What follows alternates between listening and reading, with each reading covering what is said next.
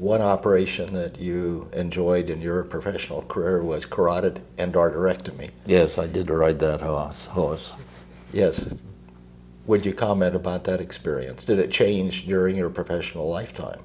Oh, yes. It's a terrible thing to see a human being, animal, be suddenly in a stroke of the clock, be converted to a helpless, sometimes speechless or sightless organism.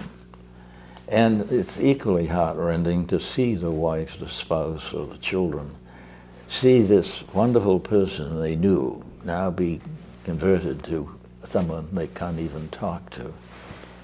And the first 12 carotids I did died or had a second stroke. Do you remember what year that was? Yes, it was 54. And I thought, here we are with these great medical schools and these geniuses and doing wonderful things, and we can't do a damn thing, excuse me, for these people who so desperately need help. There isn't, and I argued with a neurology chief one time. I said, you people are observers, you're not physicians. You have no treatment for a stroke. There is none. And you should be doing something to see if we can create some. Well, I did 12, and they all had more severe strokes or died, and I was about ready to give it up. And a young X-ray fellow, staff man from Texas, he was a radiologist, did our angiogram, and he said, oh, you've got to keep going. And suddenly there was a success. But the neurologist still wouldn't send patients, wise probably. And so I cultivated physicians on the periphery, and they all came in. They wanted to see the patients, and of course I said, go right ahead. And I discovered that the fault was not with the operation, the fault was with me.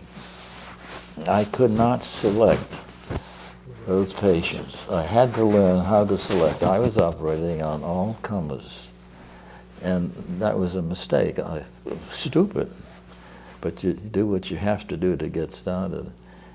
You're also an economist, it seems. You know something about finances, and you taught doctors who didn't know anything about 5013C type of thing. Would you comment on Lifeline a little bit, please? The life of any society, and many, many other things, is in the young people who are in it. And young people have expenses just as old people do. And I always thought that the ordinary young person wants to do something more, whatever it is he or she is doing. And research is an easy avenue to do something more, if you can get funding. Now, the ideas aren't coming from people like me. They're coming from the 25, 30, 35-year-olds. And these are the people who are tomorrow's people, who are going to be making decisions, you know. And we should support them. And you can't support a research effort of any importance on a $5,000 grant, nor can you support it on a $50,000 one-year grant. And it's got to be continuing, because this young person is sacrificing an income stream if he were to go into clinical practice. And I just thought that with all the money that's flowing around, and we had a lot of cash in this country at one time, we better do something about it. That was the origin of that. Yeah.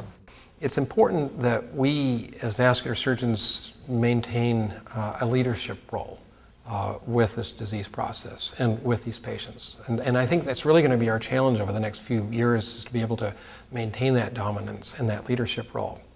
So how's that going to be accomplished?